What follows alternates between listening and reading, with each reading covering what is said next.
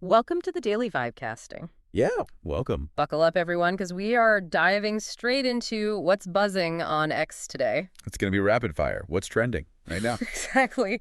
No messing around, just the hottest takes and trends. Let's go. All right, hit me. What's first? Okay, first up, at Ricksec posted about a friend, get this, pulling down $300K a year Okay, nice gig. in a remote job, but only working like 5 to 10 hours a week for 9 years. 9 years. Seriously? Mouse jigglers. You know those little Oh, things? yeah, I've heard of those. Wow. And the company never noticed. Apparently not. Ah. And at Ricksec mentions a 2023 Owl Labs study said something like 60% of remote workers use tools like that. 60%. That It's seems really high. Makes you wonder, doesn't it? It really does. What work even means now. Yeah. And this friend also makes like an extra 10, 15K a month. Doing what? Some kind of real estate MLM. MLM, multi-level marketing. Yeah, those can be tricky. I remember seeing an FTC report, maybe 2022. It said like 99% of people actually lose money in MLMs. Oof. Risky. Okay, let's keep moving. Next one's from at @ChadNotChud.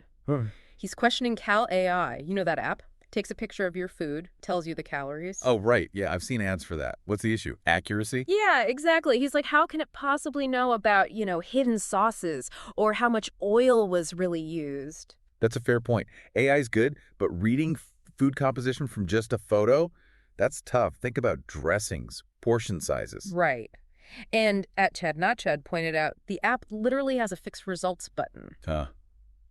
Well, that kind of tells you something, doesn't it? It does. Plus, there was a study, Journal of Nutrition 2023, found these AI things can be off by like 20, 30%. 20 to 30%. Yeah. Well, that's a lot if you're actually relying on it, like Yeah. for health reasons. Yeah, people worry about macros, especially diabetics or people with specific diets. Big risks there. Definitely.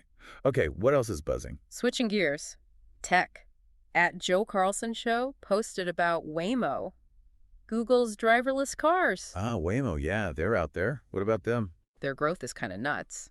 Paid weekly rides went from under 50,000 in Q1 2023 Okay. to over 250,000 by the end of last year. Whoa.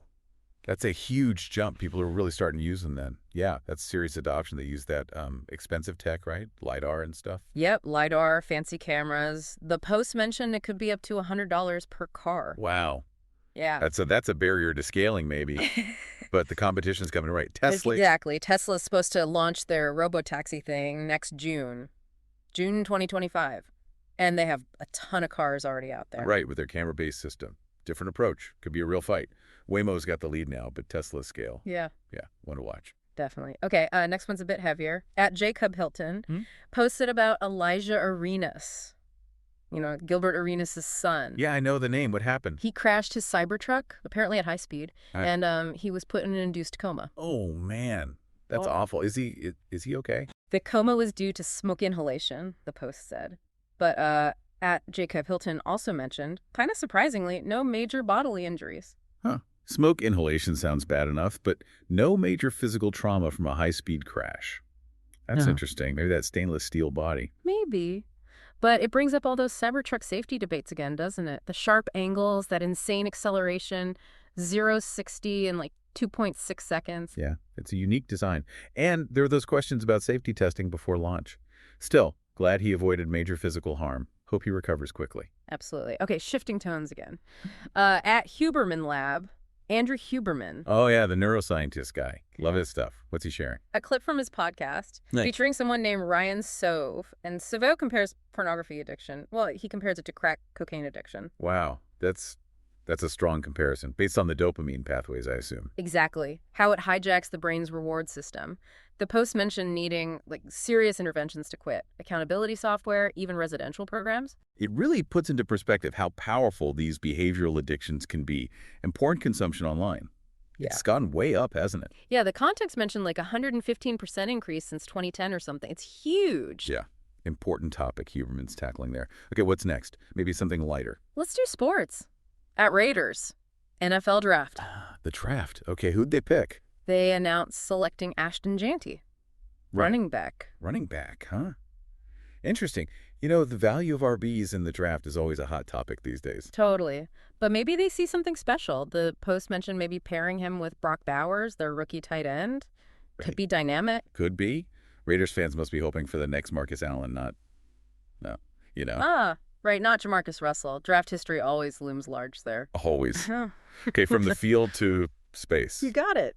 At SpaceX, another Falcon 9 launch, dropping off 28 more Starlink satellites. Feels like they do that every other day now. How many launches is that this year? The post context said something like 46 Falcon 9 flights planned for 2025 alone. 46. That pace is just incredible. And Starlink's getting everywhere. That direct-to-cell thing is coming too, right? Texting from anywhere. Yep. Global coverage, direct-to-cell, it's really changing connectivity. Absolutely pushing boundaries. Okay, next. All right, back to business, sort of. At Eric Bond is asking questions about Flow, Adam Neumann's new thing. No, Neumann. WeWork guy, right. Mm-hmm. What's the question about Flow? Is it even clear what Flow is yet? That's basically the question. High valuation, but at Eric Bond points out, it seems to be doing residential real estate and office sharing and media. Huh. Kind of sounds familiar. A bit WeWork-ish in its breath. There's got to be skepticism, right? Definitely. Given the WeWork saga, people are looking very closely. What's the actual sustainable model here? Yeah, clarity needed. Okay, what's next? Sounds like trouble. This sounds stressful. At Molson Hart posted about a payment issue, $28,000. Ouch. What happened? International trade deal, payment sent via Mercury Bank, supposed to go through Citibank to Alibaba, and it's just gone, stuck somewhere. Oh, man. International wires can be a nightmare sometimes.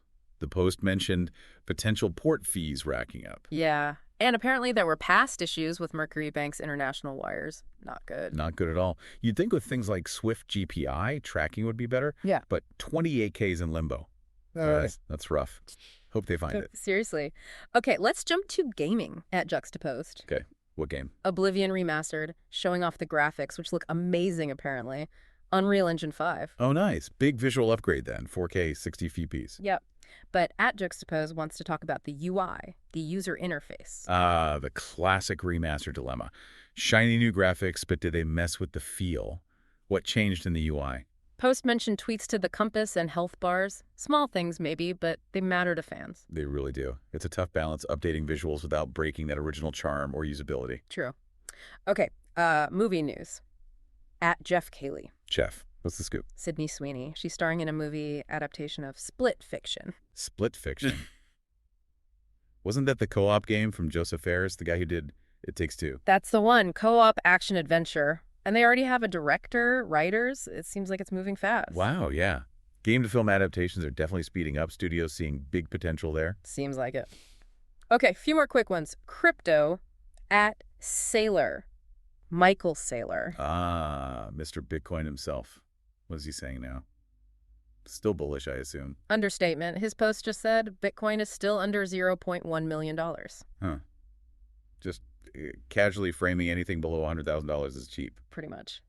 The context noted that sentiment fits forecasts some people have, and, Saylor's holding a lot of Bitcoin. Yeah, he's all in. Yeah. It definitely shows that long-term conviction many holders have, viewing current prices as just a stepping stone. Right. Okay, next.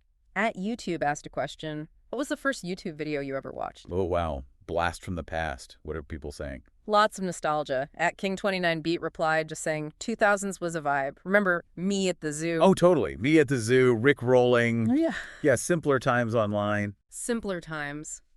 Crazy how much it's changed. It really is. From fuzzy clips to, well, everything now. Okay, this one's a bit awkward. At CF Brape, college football. What's the story? About a player. Apparently had this whole custom draft room set up for the NFL draft night. Okay, going all out. And then didn't get picked in the first round. Ooh. Ouch. That's rough. Yeah. Especially if it was all public. Yeah. At TexAtlanta23 commented, he'll still get drafted, but man, humbling. Someone hinted it might have been Shedder Sanders. His stock apparently dropped. Right.